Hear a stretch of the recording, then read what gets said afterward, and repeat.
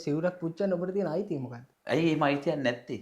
මේක අහගෙන ඉල්ල කාලකන්ණි 70 පර 70 මේකේ 95ක් තක්කඩි ඉන්නේ කියලා මං කියලා. මං කියපුවා සමුද්‍රික ප්‍රෝග්‍රෑම් එකෙත් කිව්වනේ. හාමුදුරු කෙනෙක් අඩියක් ගන්නවා දැක්කම වීඩියෝ කරලා දානවා. කෝ බෞද්ධකම. හාමුදුරු කෙනෙක්ට අඩියක් ගහන්න බෑනේ. හාමුදුරු කෙනෙක් සිවුරක් දාගෙන අඩියක් ගැහුවොත් ගෑණියෙක් එක්ක බුදියලා අහු වුණොත් ඒක දැකලත් මධ්‍යස්ත වෙන්න පුළුවන් අධ්‍යාත්මයක් මේ රටේ මිනිස්සුන්ට තියෙන්න ඕන මේ සමුදිත නෙවෙයි.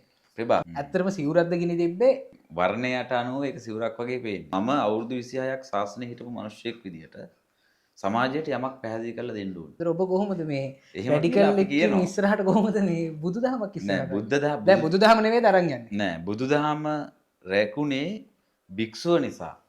චීවරය නිසා කියන එක මම පිළිගන්නේ. බස් එකකදී චීවරයක් දැක්කම නැගිටිනවා. හැබැයි චීවරයේ අස්සේ ඉන්නේ තක්කඩියෙක් නම්, බල්ලෙක් නම්, ළමා අපචාරකයෙක් නම්, උඩෙක් නම්, රස්තියාදුකාරයෙක් නම් අන්න ඌ මම දන්නවා. හේතුව මම අවුරුදු 26ක් ශාස්ත්‍රණිය හිටපු මිනිහෙක්. මම හිතන්නේ සිවුරෙන් අයින් කරා මහානායක හාමුදුරන්ගේ ලියුමක් ඔබ මහානායක හාමුදුරන්ට දීලා.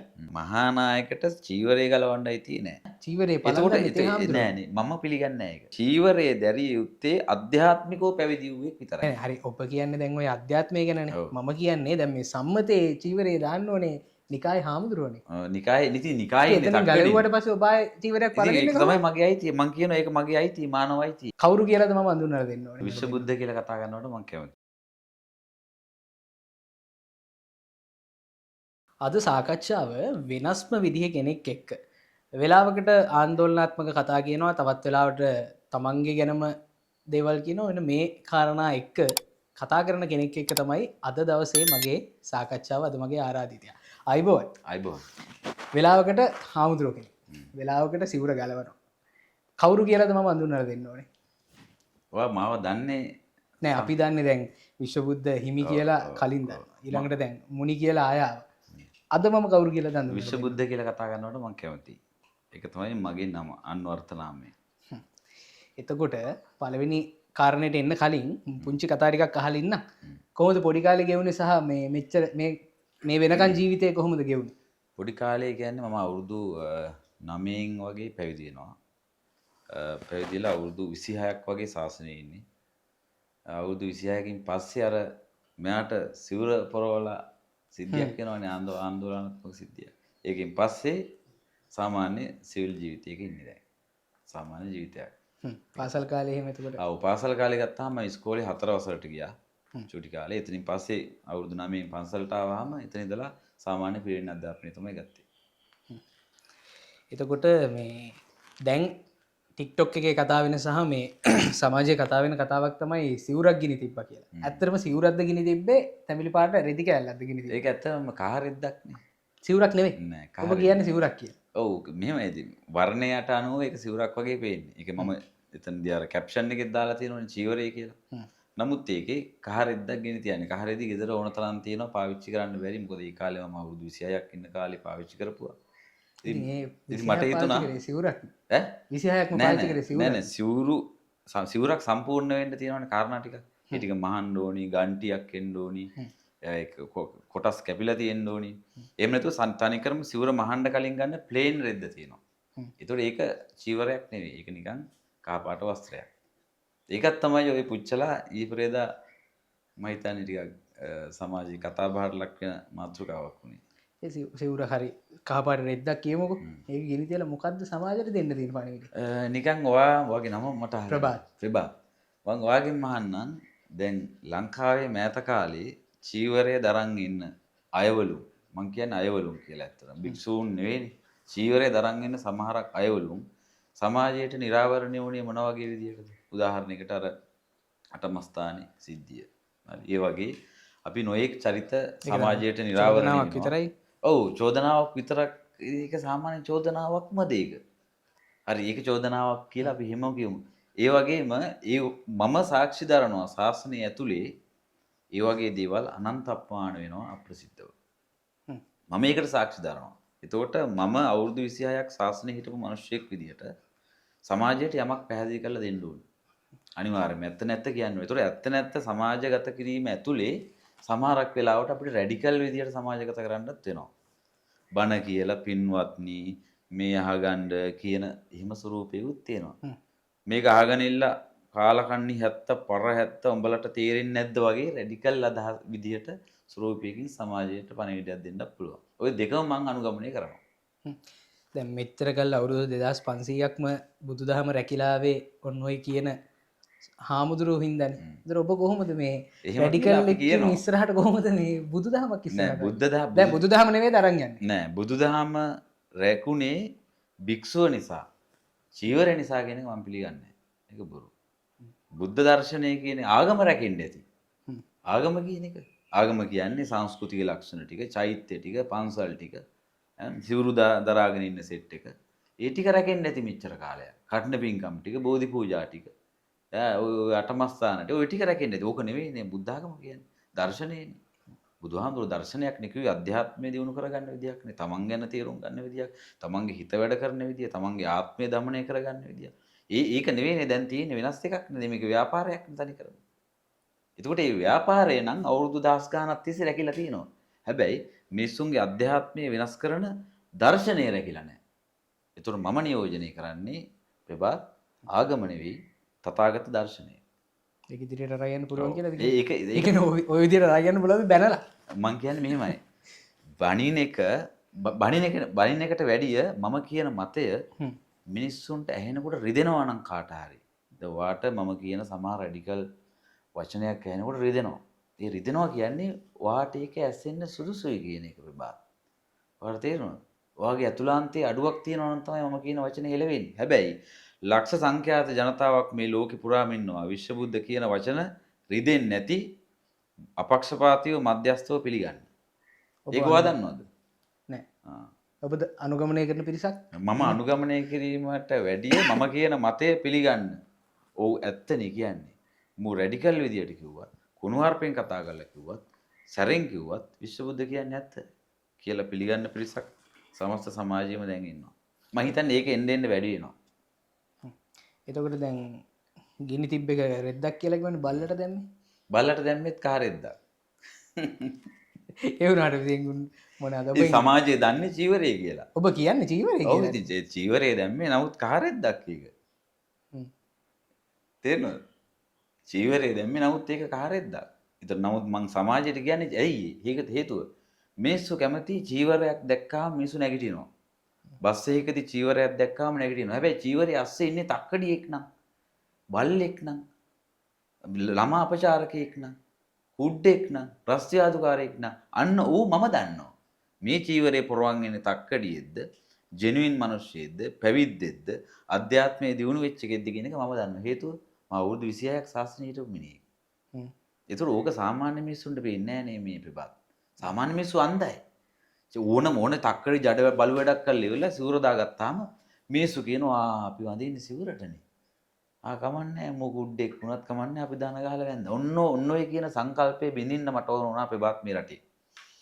මේ රටේ ඕනම තක්කඩියෙක් සිවුර දාගත්තාම මිනිස්සු දන ගහලා වඳිනවා.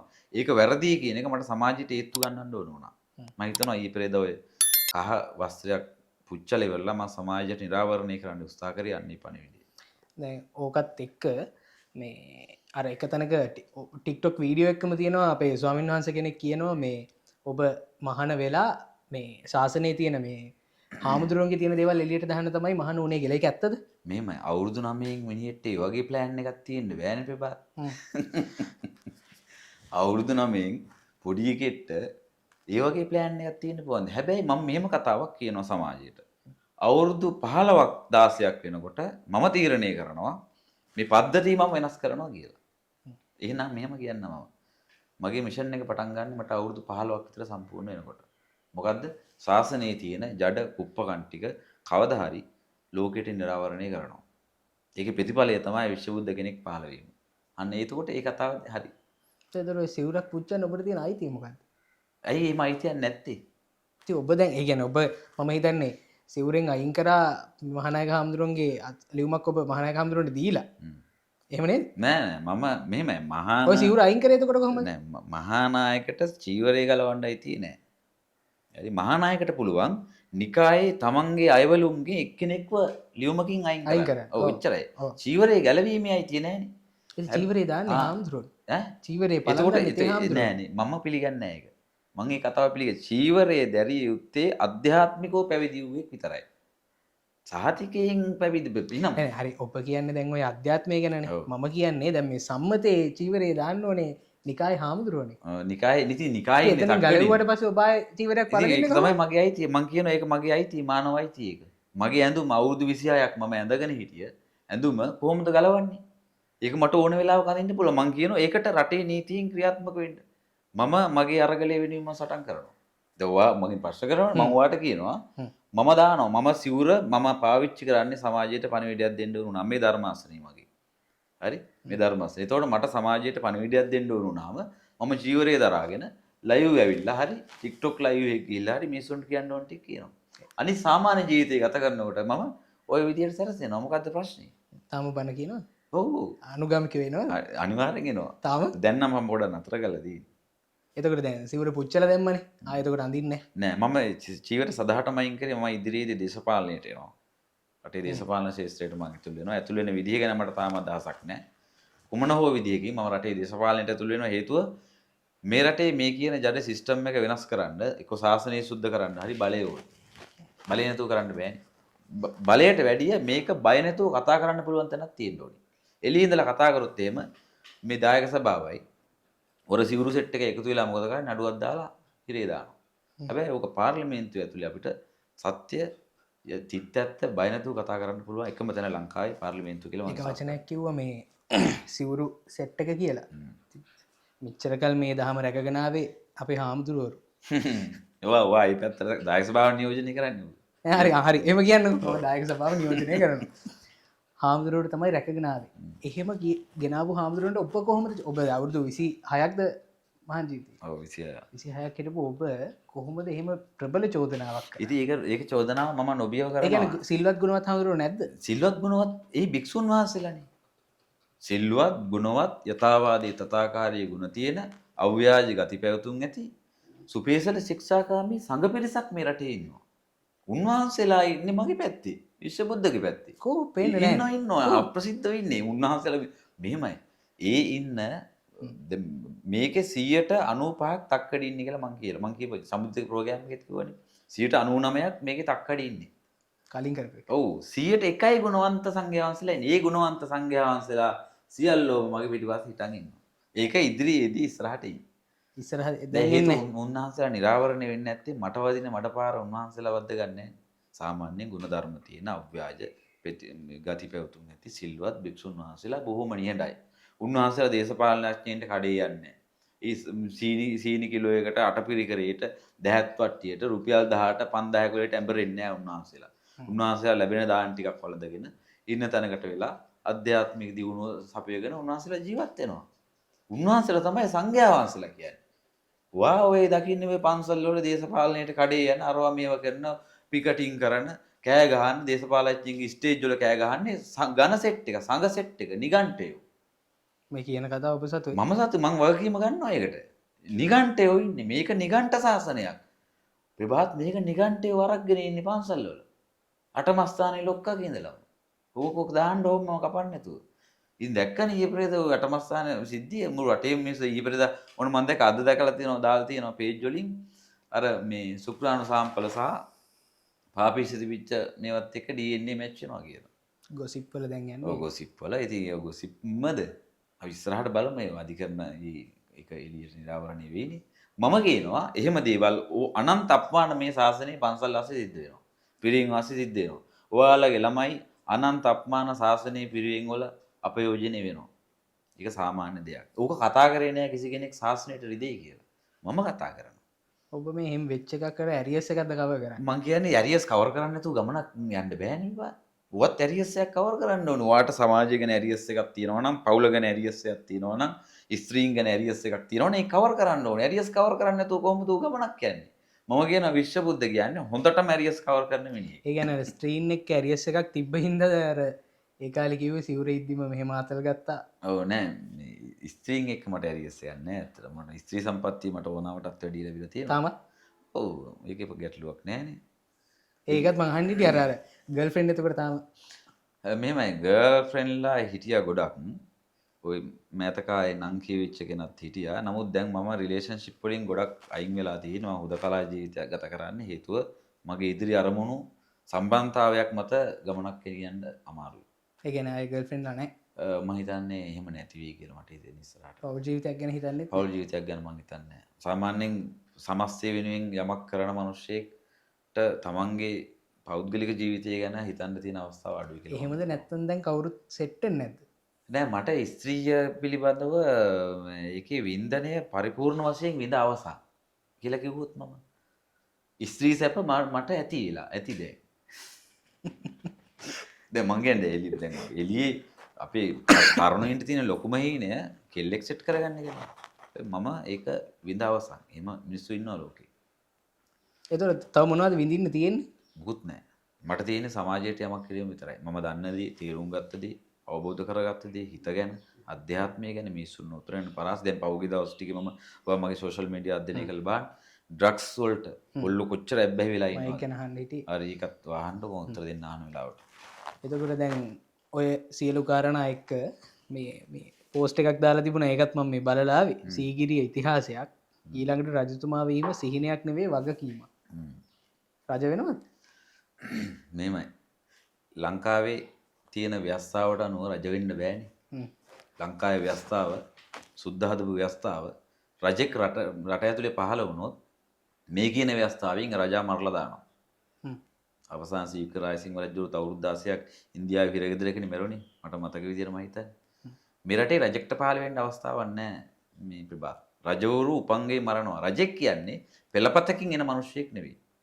රජකම කියන එක අධ්‍යාත්මික හැකියාවක්. රජකම කියන එක අධ්‍යාත්මික හැකියාවක්. ඒක පෙළපතකින් එන එකක් නෙවෙයි රජකම. ඒතකොට මේ රටේ රජෙක් පහළ වෙන්න බැරිද? රජෙක් පහළ වෙනවා නම් ඔයා අකමැතිද? මට රජෙක් විදියට හිතන්න බැයිද? රජෙක් විදියට රටේ ජනතාවගේ දුක ගැන, රටේ ජනතාවගේ අනාගතය ගැන, සුභසිද්ධිය ගැන, ශාසනයේ චිරස්ථිතිය ගැන, අසාධාරණය ගැන, වංචාව දූෂණය ගැන සැබෑම රජෙක් විදියට මේ රටේ හිතන්න බැරිද? මම මේ ප්‍රශ්නේ වගේ ඇහුවා. හරි දැන් ඔය කැරකිලා එන්නේ අන්තිමට ඡන්දිල්ලනවා කියන තැනටද? මම කියන්නේ මේ රටේ පද්ධතිය වෙනස් කරන්න නම් සාම්ප්‍රදායික දේශපාලනික ක්‍රමයෙන් අපිට ඇතුල් වෙන්න වෙනවානේ. ඒකනේ දැන් එහෙම නැතුව කොහොමද යන්නේ? මේක වෙනස් කරන්න නම් ඒ ක්‍රමය හරහා යන්න වෙනවා. නැත්තම් මේක හීනයක් වෙනවා. ඉතින් මේ ශාසනයට ගහන මේවයි කතා කරන ඔබට කවුද ඡන්ද දෙන්නේ? අපි ඒක සමාජයට අවස්ථාව දැම්ම කියන්න බෑ. ඒ කියන්නේ ඡන්ද දෙන්න පිරිසක් ඉන්නවා. මම කියනවා රටේ මහ ජනතාවට මම පැහැදිලිව කියනවා විශ්ව බුද්ධව අධ්‍යයනය කරන්න තමුන්නාසලට අවස්ථාව තියෙනවා. මම කියන්නේ මොකද්ද කවුද කියන එක තීරණය කරන්න. ඡන්දේ දෙන්න ඕනේ නැහැ මිනිස්සු තීරණය කරයි ඒක. මම ඒ සඳහා සුදුස්සෙක් වුණා නම් හරිනේ. ඒක සුදුසුකම් සපුරාගෙන යන ගමන් මම කියන සුදුසුකම් සපුරාගෙන යන ගමන් ඉන්නේ. ඒකේ එක අවස්ථාවක් තමයි ඊ ප්‍රේදා ඔය කහරෙද්දකට ගෙන තියලා සමාජයට දුන්න පණිවිඩය. ඊට අවුරුදු 3කට කලින් කහරෙද්දක් මගේ මේ සුරතලාට පුරවලා සමාජයට දුන්න පණිවිඩය. උදේ හවස මම ලයිව් ස්ට්‍රීමින් කරලා TikTok, Facebook, Instagram, YouTube වලින් සමාජයට දෙන පණිවිඩය. දැන් ඉතින් ඔය කරන දැන් ඔබ ඔය කරන පණිවිඩ වලින් මිනිස්සු දැන් හැදිලා තියෙනවා මිනිස්සුන්ට තේරලා තියෙනවා. ඇත්තටම මම කියනවා මට දවස ගානේ TikTok එකේ දවසකට 100 ගණනකට වැඩි තරුණයින්ගේ ප්‍රශ්න මට එවනවා. මම ඔයාලට පෙන්නන්නම් ඔය න. ඊමේල්ස් එනවා. WhatsApp messages එනවා. ඒ එන හැම මැසේජ් එකම අයියේ වාහින්ද මම වෙනස් වුණා. සිගරට් බොන එක මම නතර කරා. ගංජා ගහන එක නතර කළා. සතියයි මම බුලත් පිට කන එක නතර කරා. මම සංවිධානය කරන එක නතර කරා. මේ ඉතාම පෞද්ගලික ප්‍රශ්න.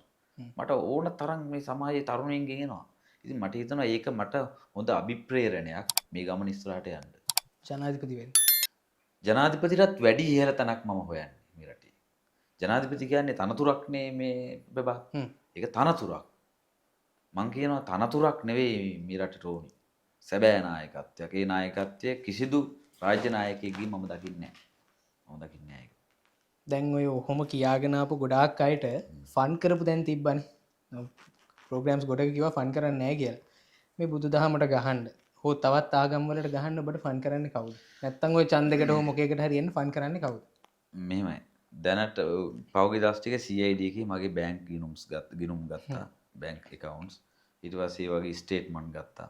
කිව්වා මාසෙට ලක්ෂ 25 ගානේ NGO වලින් හම්බුණා කියලා. නිකන් චෝදනානේ.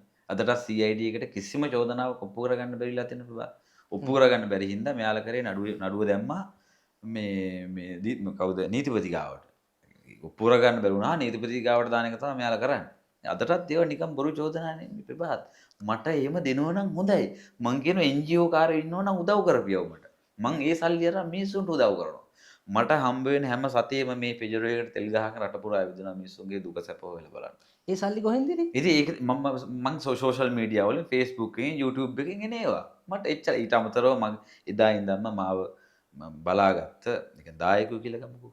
අවුරුදු 25ක් විතර සාසනේ ඉන්නකොට ඉතින් අපි කොනම්ම දැන් හිතන්නකෝ මම ඔයාගේ පන්සලේ ඉඳන් හිටියේ. ඔයා මගේ හොඳම දායකයානේ. ඒතර මම සිවුර ගැලෙව්වයි කියලා මේ මිනිස්සු මට නොසලකා ඉන්නේ නැහැ. මට සමාල්ලාවට හදිස්සියක් වුණාම ඔය කියන දැන් මේ කතා වෙන ට්‍රැක් කතානේ කියන්නේ. ඔව් ඔය ට්‍රැක් කතා එකේ ට්‍රැක් දායකයෝ ඉන්නවා. මං කියන්නේ ඉතින් අවංකවම හිතන ලෝකේ යථාර්ථයේ කතා කරන මිනිස්සු ඔක්කොම ට්‍රැක් කාරයෝ ප්‍රභාත්. ඒක මම පිළිගන්නවා. මම ට්‍රැක් එක කියලා මම පිළිගන්නවා. ගොල්ලෝ මට කියන්නේ ට්‍රැක් එක. සයිකෝකාරී. මං කියන ඇත්ත කියන මිනිහා මේ රටේ හංවඩු ගහලා තියෙන ප්‍රභාත් සයිකෝකාරී ට්‍රැක් කාරයෙක් කියලා. ඒක තමයි ඇත්ත. ඉතින් අර මං අවසන් කරමු කතාව. ඉතින් එහෙම මාව මට ආදරය කරන සහෝදරයෝ වගේ අම්මලා තාත්තලා වගේ පිරිසක් ඉන්නවා. ඒ මිනිස්සු මට මගේ විහිදන් වලට මේ කී හරි ඉඳලා හිටලා දෙනවා. ඉතින් ඒවත් එක්ක තමයි මම මගේ ජීවිතය ඉස්සරහට ගෙනියන්නේ. දැන් ඔය ඩ්‍රග්ස් කතාවත් එක්ක මේ දැන් මත්ද්‍රව්‍ය කිසිම දෙයක් පාවිච්චි කරන්නේ නැහැ. නෑ. මම නතර කරා ඒව සියලු දේ. පොඩ්ඩක් ඒ හරිද සාක්ෂි එකම මම කියන්නේ. මම අවුරුදු 25ක් බුලත් තිර ගාපු මිනිහෙක්. අවුරුදු 25යි පන්සලට ගෙනාව දැහත් අපේ හඳුනේ දැහත් වට්ටිය. දැහත් දුම් කලයි හුණුයි පුලතුයි අර සුවඳ ගානේවත් එක්කනේ අපිට දෙන්නේ. ඉතින් ඕවා කාලා මං අවුරුදු ගාණක් කාලා මට සම්පූර්ණ ඔය සියලු දේ මට එපා වුණා. සෑම ලංකාවේ තියෙන මොකෝ අපි ආසින් කඩාපත්ච්ච උන්ද මේ ප්‍රභාත් ඔයා එහෙම අහන්නේ. අපිත් මේ බිම්මට්ට මේ හැදිලා සමාජයේ තැල්ල පොඩි වෙලා පන්සලේ ඉද්දි ගමේ දායකයා තමයි ගල්ලරක්කු බෝතලේ ගෙනත් දෙන්නේ. සිගරට් පැකට් එක ගෙනත් දෙන්නේ. බුලත් පිට ගෙනත් දෙන්නේ. ගංජා ටිකක් ඕන ඒ ටික ගෙනත් දෙන්නේ. ඔබ ඉල්ලන හින්දා ගෙනල්ලා දෙනවා. හරි ඉතින් ඉල්ලන හින්දා ඒක දායකයොත් ඔය කියන්න ඕන. මොකටද ගෙනත් දුන්නේ? උන් දැනගන්න එපා. එහෙනම් හාමුදුරන්ට ඔවා ගිහින් දෙන්න ඕනේ නැහැ. හාමුදුරන්ට බණ පොතක් ගිහින් දෙන්න එපා. උන් මොකටද අපිට ඒවා ගෙනත් දුන්නේ? එතකොට හාමුදුරුවෝ මේ මහාන වෙච්ච දවසේම රහත් වෙන්නේ නැහැ නේ ප්‍රභාත්. 9න් මහාන වුණා නම් අඩුම තරමින් රහත් වෙන්නවත් අවුරුදු 10ක්වත් තියයි. එතකොට මේ 10 ඇතුලේ ওই කියන ආසාවන් ටික සන්තරපණය කරගන්න ඕනේ නැද්ද? එතකොට අපි බිව්වා සිවුරෙද්දි. ජොයින්ට් එකක් ගැහුවා සිවුරෙද්දි මම මේ බය නැතුව කියන්නේ නැත්නම්. ඉතින් ඔබේ ආසාව අතහැරලා නෙවෙයි මහණුනේ. ඉතින් අවුරුදු 9න් මොන අවුරුදු 9න් ආසාව පටන් ගන්නත් කලින් පැවිදි වෙන්නේ. ඉතින් ඇයි මහණුනේ? ඒක තමයි මමත් කියන්නේ. මම කියන්නේ සිස්ටම් එකේ අවුලක් තියෙනවා. අවුරුදු 18න් පල්ලෙය කිසිවෙක් පැවිදි කළ යුතු නෑ මේ ශාසනය. ඉතින් ඔබ මහණුනේ ඒ සිස්ටම් එකේ අවුලක් තියෙන හින්දා. මේ ශාසනයේ ඔලුගඩි ගාන නඩත්තු කරන්න මේ ශාසනයේ මේ ඉන්න සිවුරු දාරගත සෙට් එක නැතුණා පාසු කුලියක් දී ගන්න නෑ.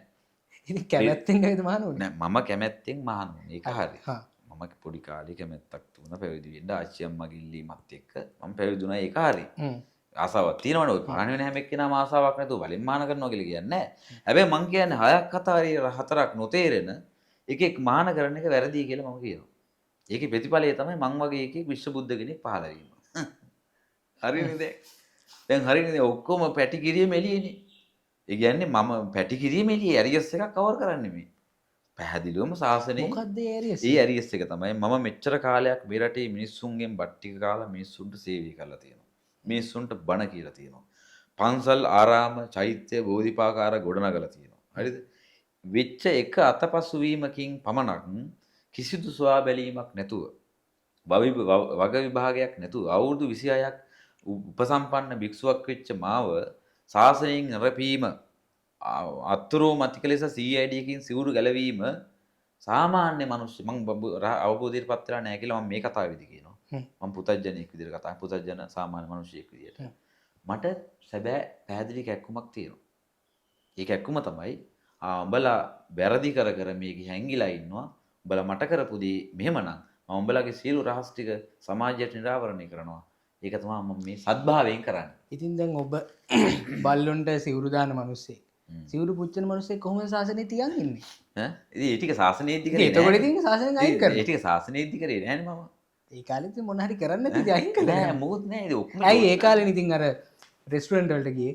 මම කියන්නේ ඒ අන්තිම කාලේ. ඒ මොකද මට එළියට යන්න හේතුවක් හදාගන්න ඕන වුණා. මම දැනගත්තා මේක අස්සින්න බෑ. මොකද ශාසනය ඇතුළේ ඉඳන් ශාසනය නිවැරදි කරන්න මම කතා කරනවා අපේ බාප. මේක මෙහෙමයි මේක වැරදි. මේ පද්ධතිය අපි වෙනස් කරන්න ඕනේ කියලා කතා කරද්දි ශාසනයේ ඉන්න ඔක්කොම ගණින්නාන්සලා සෙට් එකම එකතු වෙලා කල්ලි ගහලා මට විරුද්ධ වෙනවා.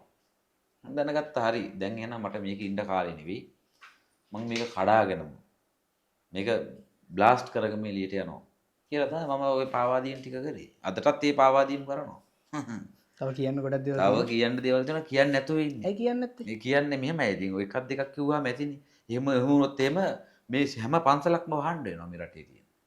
ඒක හරි ප්‍රබල කතාවක්. හරි. ඒ නිසා මම තීරණය කරා නෑ.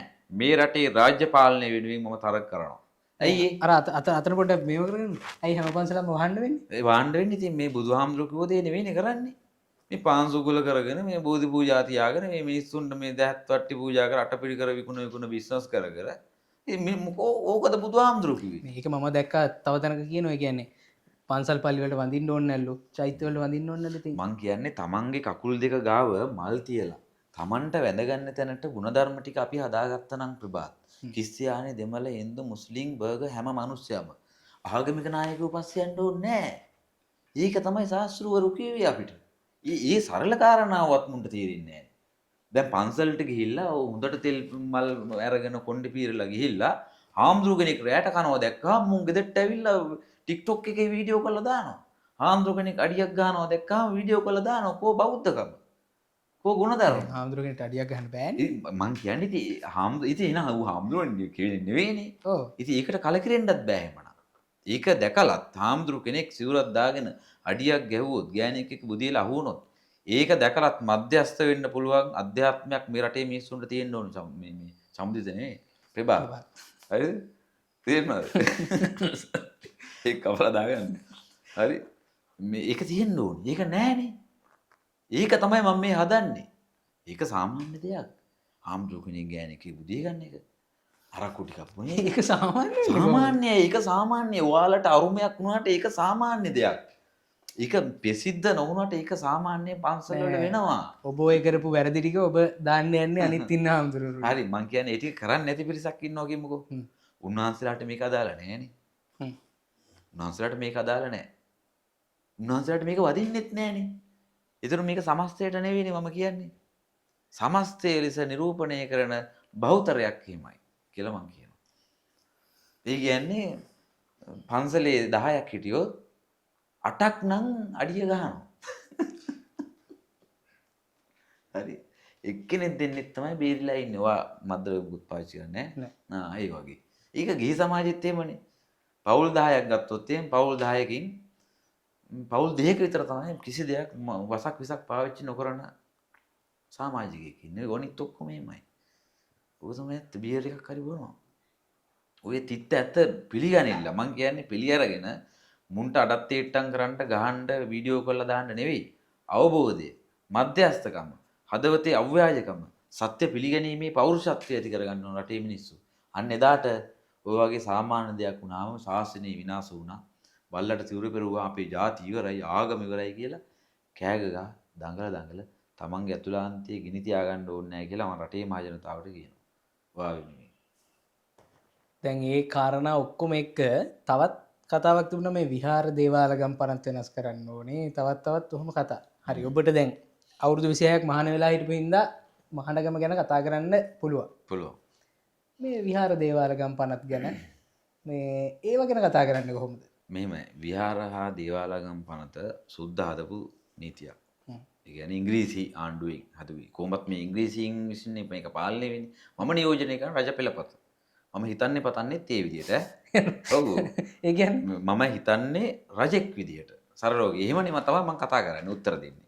ඒකනේ මම සුද්ධ හදපු නීතිය කියලා කිව්වේ. ඒතකොට ඔයා හිතන්න එපා මම මේ නිකන් මේ සාම්ප්‍රදායික අර පරවණ රජකම ඔළුවේ තියාගෙන මම මේ එහෙම නෙවෙයි. මම නියෝජනය කරන්නේ සිංහලකම. අපේ මුල් අනන්‍යතාවය. අපේ මුල් ඔබත් දැන් කියන්නේ මම ඒ කාලේ රජවලා හිටපු කවුරු හරි කියලා. නෑ. එහෙමනේ නෑ. එහෙම එකක් මම කියන්නේ. මම ඒකයි කිව්වේ රජකම කියන එක පෙළපතකින් එන්නේ නෑ කියලා. රජකම කියන්නේ අධ්‍යාත්මික හැකියාවක්. ඒක වාගේ අතුලාන්තයේ සූසුනම් වාටේ අධ්‍යාත්මික බලය හැකියාව ගොඩනගා ගන්න පුළුවන්. ස්පිරිචුවල් පවර් එකක් රජකම කියන එක. කිං කියන්නේ ස්පිරිචුවල් එකක්. හරි? එතකොට ඔයා අහපු ප්‍රශ්නේ විහාර හා දේවාලගම් පනත සුදු මහත්තුරු හරි මේ ඉංග්‍රීසි ආණ්ඩු ක්‍රම විසින් දැන් අපි ඒක අපේ රටේ පවතින සම්මත නීතියක් විදිහට අපි පිළිගන්නවා. මමත් පිළිගන්නවා. රටේ නීතිය පිළිගන්නවා මම. ඒකට ගරු කරනවා. මම කියන්නේ විහාරහා දේවාලගම් පනත සංශෝධනය කරලා සියලුම පූජනීය ස්ථාන මේ රටේ තියෙන ආණ්ඩුව යටතට ගන්න ඕනේ. රටේ නායකයා යටතට ගන්න ඕනේ. එච්චරයි. රටේ නායකයා තමයි තීරණය කරන්න ඕනි පන්සල් පාලනය වෙන්න ඕනි කොහොමද?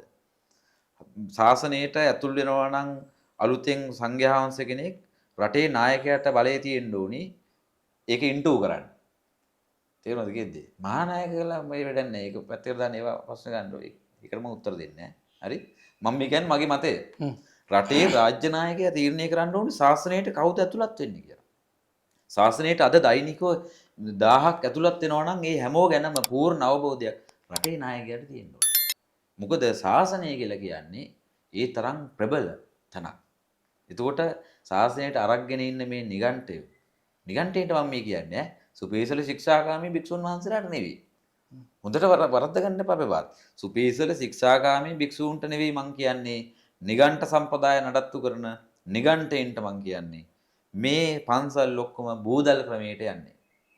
එක්ක ශිෂ්‍යයා මේ සහෝදරයාගෙන් සහෝදර පරම්පරාවට. එහෙම නැත්නම් ඥාති පරම්පරාවට. නැත්නම් ශිෂ්‍යානුශිෂ්‍ය පරම්පරාවට යන්නේ. හරි? එතකොට මම විහාරාධිපති කෙනෙක් වුණොත් එහෙම පන්සලක මම මොකද කරන්නේ? මට පක්ෂව ඉන්න මගේ ඥාති කොල්ලෙක් හරි ඥාති සහෝදරයෙක්ගේ ළමෙක් හරි මහාන කරලා මගේ දීපල අදාළ මේ ගෝලයට පවරනවා. ඔන්න ඔහොමනේ මේවා පවරන්නේ. ඉතින් මේ බූදල්. මේවා බිස්නස් මේ ප්‍රිවාත් බිස්නස් මේවා. මේවා හොයලා බලන්න ඕනේ. අටමස්ථාන 12 මස්ථාන ගත්තාම මේවට කොච්චර ආදායම් හම්බෙන තැනද? මේවා සම්පූර්ණයෙන් විගණනය කරලා ආණ්ඩුව යටතට අරගෙන ආණ්ඩුව විසින් බාරකාර අරමුදලක් යටතේ මේවා පාලනය වෙන්න ඕනේ. දුප්පත් පන්සල් තියෙනවා නම් ওই තැන් වලින් යන හම්බෙන සල්ලි වලින් ඒ තැන් වලට දෙන්න ඕනේ. හාමුදුරුලා ඉන්නවා මේ අටපිරිකරක් විකුණලා ජීවත් වෙන්නේ මේ පන්සල් වල. ඔයා ඒව දන්නවද කියන්නේ?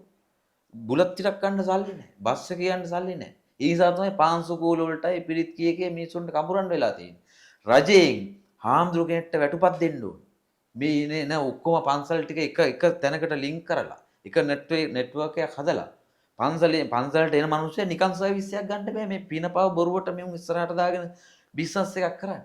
අටපිරිකර කුලියට ගෙනල්ලා රුපියල් 250ට රෙන්ට් එකට ගෙනල්ලා රුපියල් 3500ට ගමේ දායකයට විකුණනවා දන්නවද ඒක? දැන් අටවිසි පූජාවක් තියෙනවා නම් අටපිරිකර 28ක් ඕනේ. මං අටපිරිකර 28 කඩෙන් රුපියල් 250 ගාන දවසකට 250 ගාන රෙන්ට් එකට ගේනවා. මේ මම කරපුවා කියන්නේ හොඳේ. මම ඒක තමයි ඔබ කරපුවා වෙන එකට දාලා නෙවෙයි කියන්නේ. ඉතින් මම කරපුවා හින්දානේ දන්නේ. දැන් හරි ඒක තමයි ඔබ කරපුවා. මේ අනිත් ඉන්න ආයෙත් දාලා කියනවා. එහෙම නොකරනවා නම් මිනිස්සු යටින් කමෙන්ට් කරන්න ඕනේ දායක සභාව. එහෙම නොකරනවා නම් මම කියනවා බොරුද ඇත්තද? මම කියනවා මම කරපුවා කියන්නේ. හරි. හරි අනිත් අය කරන්නේ නැහැ නේ බොහොම හොඳයි. සාදු. මම කරා. මම දාගන්නම්කෝ ඒකේ වැරද්ද. ඒකේ මම ඒ ක්‍රෙඩිට් එක ගන්න මම කරා. මම එල්ල මගේ අතින් බෙල්ල කපා ගන්නවා සමස්තය වෙනුවෙන්. හොඳේ. රුපියල් 250ට අටපිරිකරේ ගෙනල්ලා අටපිරිකර 28ක්. අටපිරිකර 28 බුදුජාන් වහන්සේලාට ඉතින් අටපිරිකර 28ක් පූජා කරන්න බෑ. රුපියල් 250ට ගෙනල්ලා ප්‍රොෆිට් ගන්න හදලා 3500ට දායක උපාසකම් විකුණනවා. අද 28 දිනක් දායකව අද හොයා ගන්නවා. වස්තුන් මාසෙක කරන්නේ. දවස් 90ක්. දවස් 90ක් රුපියල් 3500 ගානේ අටපිරිකර 28කට ගාන කීයද බලන්න. ඒ ගාන වැඩි කරන්න දවස් 90නේ. කොහොමද? එතකොට ඔය සල්ලි ටික කොහාටද යන්නේ? ඔය සල්ලි ටික යන්නේ ගමේ විහාරාධිපතිට. විහාරාධිපතිට ওই ටිකට මොකද කරන්නේ? එක්ක වාහනයක් ගන්නවා. කමන්නේ ආමුතුරු කාලා බිල සැපටින්න ඕනේ. එක්ක කසාදයක් බඳලා ඔය මේ ගෑණියෙක්ට ළමයෙක් දීලා ගයක් දොරක් හදලා සලකන. ඕම තැන් ඕන තරම් මේ රටේ තියෙනවා. නෑ මම කියන්නේ වහාම රටේ නායකයාට කියන්නේ අනුර කුමාරන් දැන් ඉන්නේ. එතුමට හරි ඊළඟට පහළ වෙන නායකයෙක්ට හරි මම කියන්නේ වහාම කෙටුම්පතක් හදලා ඉවරලා නීතිය සම්මත කරලා සියලු පන්සල් ආණ්ඩුවට පවරගෙන පන්සල් වල ඉන්න සංඝයා වහන්සේලාට පඩියක් දෙන්න ආණ්ඩුවේ. පඩියක් දෙන්න. එච්චරයි. මම කියන්නේ ඒක මම නම් කරනවා. නෑ ඔය දැන් ඔය කරන්න හදන්නේ පන්සල් ටික ඔක්කොම එතකොට ඉන්න ප්‍රධානියට හම්බෙනවනේ. ඔබ ඊට පස්සේ 2033 ඇවිල්ලා ඔය ඇරියස් එක ගන්න බලන්න. නෑ මම කියන්නේ රටේ විහාරාධිපති කවුද? බාරකාර සංඝයා වහන්සේ ඔබ වහන්සේ හරි ලක්ෂයයි. සරයාට ඩිරෙක්ටර් සරලියක් දෙනවා. ඇයි බැරි ඩිරෙක්ටර් සරලියක් දෙන්න? මේ සම්ප්‍රදාය සම්පූර්ණ වෙනස් කිරීමක් වෙනස් කරන්න ඕනේ. සම්ප්‍රදාය කඩන්න නැතුව රටක් දියුණු වෙන්නේ නැහැ. ඔයා කියන්නේ මේ එදා ඉඳන් මුන්ට පිළිමවලට මල් තිය හොඳයි පින්වත්නි මේ පව් කරොත් අපාගත වෙනවා පින් කරොත් දිව්‍ය ලෝකේ යනවා වගේ සිඟිති කතා කියලා රවට්ටන්න කියලාද මේ chat GPT ආපු මේ ලෝකේ පිස්සුද chat GPT වලින් ඇහුවොත් hina වෙනවා මල් පූජා කරාම දිව්‍ය ලෝකේ යනවාද පින් කරාම දිව්‍ය ලෝකේ යනවාද කියලා තාක්ෂණය දිනු වෙච්ච ලෝකේ මේ රට තාක්ෂණික වශයෙන් දෙවමුන් නැත්තම් මේ ආගමික පද්ධතිය AI කරන්නේ උන් නැත්තම් මේක සම්පූර්ණ විනාශ වෙනවා පවතින ආගමික පද්ධතිය කොහොමද AI කරන්නේ? ඉතින් ඒ මං කිය මට තියෙන එක දැක්ම කොහොමද ආගම AI වෙන්නේ උඩ කියලා. ඒක දැක්ම තියෙනවා මං ගාව. ඒක එකක් එහෙනම් මේක පෑ දෙක තුනක් කරන්න වෙන සාකච්ඡාවක්. එතකොට දැන් ඔය ඔක්කොම එක්ක මේ ආමියකට බයිනවනේ. ඔබ කොහොමද ආමියකට බයින්නේ? නෑ මේමයි. ආමි එක මම වාහම නිවැරදි කරන්න ආමි එකේ අයවලුන්ට මම කොහෙවත් දෝෂාරෝපණය කළා නෑ. ආමි එකේ ඉඳලා විශ්‍රාම ගිහිල්ලා අයිස් කුඩු විකුණන.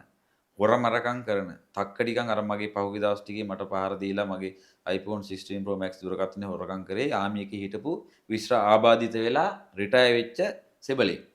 එතකොට අපේ ගමේ රත්නපුරේ ඉන්නවා ආමි එකෙන් පැනලා ඇවිල්ලා රිටයර් ආබාධිත වෙච්ච වුන් අයිස් විකුණනවා කුඩු විකුණනවා. මට තොරතුරු දෙන්න පුළුවන්. රටේ ඉඳලා සේවය කරලා සේවයෙන් අයින් වෙලා ගියපු අයවලුන් ඉන්නවා ආමි එකේ අකටයුතුකම් කරන සමාජයට පිළිලයක් වෙච්ච හොරකම් කරන තක් අන්නුන්ට තමයි මම බැන්නේ. මේ රටේ ශ්‍රේෂ්ඨ විනයගරුක හමුදාවක් ඉන්නවා. ඒ අයවලුන්ට අපි හැමදාම ගරු කරනවා. දැක්කාම ගරු කරනවා, රෙස්පෙක්ට් කරනවා. ඒක අපේ හදවතේ තියෙන දෙයක්. ඒ අරෙන්න ආමීකේ නම පාවිච්චි කරන් තක්කඩිකම් කරන්නේ උන්ට මං කොහොමත් බයිනවා. උන්ට බැන්නේ. උන්ට තමයි රිදිලා තියෙන්නේ අර. තේරුණා කියන්නේ මට ඊයේ පෙරේද දැන් මේ මට බැනලා දාලා තුනේ ආමී. ඒක කියන්නත් බෑ මෙතන. ඕනනම් මම ප්ලේ කරලා පෙන්නන්න. ඒකයි මම ආමිකේ අයවලුන්ට හැමදාම ගරු කරනවා ත්‍රිවිධ හමුදාව ශ්‍රේෂ්ඨයි මේ රටට ලොකු සේවයක් කරා දැනුත් කරනවා එහෙනම් තමුන්නාන්සලාට අපි හැබදාම අපේ හදවතේ තියෙන දේ තියෙනවා හැබැයි තක්කඩිකම් කරන උන්ට අපි තනක් දෙන්නේ නැහැ එතනත් මොකක් කරේ ඇරියස් එකක් තියෙන පාටක් ඔය ඇරියස් එකක් තියෙන්න බෑ රටට ලෝකෙට වින කරනවා නම් ප්‍රබා තාමිකේ ඉඳලා විනයගරුක අයවලුන් විශ්‍රාම ගිහිලා රිටයර් වෙලා ආබාධිත පඩිත් අරගෙන ගමේ අයිස් කුඩු විකුණනවා නම් හොරමරකම් කසිපු කරනවා නම් උන්ට බයින්නේ නැතුව කොහොමද ඒක තමයි ඇරියස් එක. ඒ මම කවර් කරන්නේ ඇරියස් එක මේ. මම මේ කමෙන්ට් එකක් දැකලා ඒක මේ ස්ක්‍රීන්ෂොට් එකකුත් ගහගත්තා. ගෑනු තියන් ඉන්නවා කියලා කෝ ගෑනු? හරි ඉන්නේ අම්මා. අම්මා තමයි ඉන්න එකම ගෑණි. ඇයි අනිත් අය? ඒක තමයි ඉතින් මත් අහන්නේ කෝ එම නෑනේ බොරු. මේ ස්ත්‍රියක් මෙහි ඇවිල්ලා ඉඳලා තේ එකක් බීලා ගියාට ගෑනු තියාගන්නවා කියන්නේ කොහොමද? තේ එකක් බොන්නේ නේද? නෑ මං කියන්නේ එනවනේ. ඒ වගේ මාව දන්න අඳුරන ස්ත්‍රියවනේ හිතවත්කමට යාළුවෝ TikTok එකේ Facebook එකේ YouTube එකේ අඳුරගත්තා එනවා තේ එකක් බීලා කතා බහ කරලා ඔහොම ඉඳලා යනවා ඉතින් එහෙමයි කියලා මම සල්ලාලෙක් වෙන්නේ නැහැ නේ බබා මේ මිනිස්සු කියන කතාව ඔය බොරු කොයි අම්මා විතර එදා ඉඳන් අම්මා ඉන්නේ ඒතකොට සිවුරේ ඉන්නකන් ඔක්කොම ටික කරා දැන් නවත්තලා තියෙන්නේ නෑ දැන් තමයි මම මහාන වෙලා තියෙන්නේ ඒ කියන්නේ සිවුරේ ඉන්නකන් ජඩ වැඩමයි කරේ බලු වැඩමයි කරේ ඉතින් එහෙම මිනිස්සෙක් සිවුර තියාගන්න බැරි ඉන්න දෙයනේ ඔය ඉතින් හරි ඉතින් එතකොට මෙහෙමයි ශාසනය ඉච්චට පාරිශුද්ධයි නම් මේ අවුරුදු 26ක් මම ඔක හිටියනේ. ඒ ඔච්චරට පාරිශුද්ධයි නම් ඉතින් මේ මම වගේ මිනිහෙක් ඔක ASCII නිර්මාණය වෙන්න බෑනේ. තේරෙනවද? ඒක හැදෙන ගහ දෙපැත්තින් බැනේ වගේ. ඒතකොට ශාසනයේ ස්වභාවය නිරූපණය වෙනවා. විශ්වබුද්ධ කෙනෙක් පහළ වෙනවා. දැන් එහෙනම් ඔය සිවුරු පුච්චන්නේ සිවුරු නෑ නෑ ඒ සිවුර සිවුර නෙමෙයි. කහ පාට රෙදි කැලක. තැඹිලි පාට රෙදි කැලක. අරගේ දාලා තිබ්බ නම් හැබැයි චීවරේ කියලා. ඒ කැප්ෂන් නේ. මේ වීඩියෝ එක ගන්න ඔය කියන කාරෙද්ද කියලා. කහපාට රෙද්ද පුච්චන්නේ හෝ මොකක් හරි කරන්නේ මේ මිනිස්සුන්ට දෙයක් දෙන්නනේ. තව ඉස්සරහට මොනවද කරන්න හිතන් ඉන්නේ? ඉස්සරහට මං කිව්වේ මං රටේ දේශපාලනයට එනවා මම ගම්පහ දිස්ත්‍රික්කයෙන් මං පාර්ලිමේන්තුවට ඉල්ලනවා ස්වාධීන අපේක්ෂකයෙක් විදියට ඡන්ද 18 ඕනි. ඒ 18 මං හදනවා. පාර්ලිමේන්තුවටත් එන්න දෙන්න. එනවා පාර්ලිමේන්තුවට. මේ ටික කතා කරන්න පාර්ලිමේන්තුවට නොයා බෑ. අනිවාර්යෙන් මං වගේ මිනිහ පාර්ලිමේන්තුවේ ඉන්න ඕනේ කියලා මං කියන හේතුව මම ශාසනය අවුරුදු 26ක් ඉඳලා අත්දැකීම් ඇතුව ගී සමාජෙත් අත්දැකීම් ඇතුව තනි ස්වාධීන මිනිස්සෙක් විදිහට මේ ලංකාවේ මහ පොළොවේ හිටන් ඉන්නවා. තනි ස්වාධීන මිනිහෙක් විදිහට මං වගේ කෙනෙක් මේ රටේ තරුණ පිරිසගේ අනාගත සුභ සිද්ධිය වෙනුවෙන් පාර්ලිමේන්තුවට යා යුතුයි. ඒක මම හිතන එකක්. එහෙනම් ඉතින් අර ඔයාට ඡන්දය දෙන ට්‍රැක් කාර්යෝ ටික අපිට බලා ගන්න පුළුවන්. මං කියන්නේ ට්‍රැක් කාර්යෝ එකතු වෙලා මගෙත් එක්ක රටේ වෙනසක් කරමු. උඹලා දන්නවා මම කවුද කියලා. කමෙන්ට් එකක් දාන්න පුළුවන් යටි. එහෙනම් ස්තුතියි. බොහොම ස්තුතියි.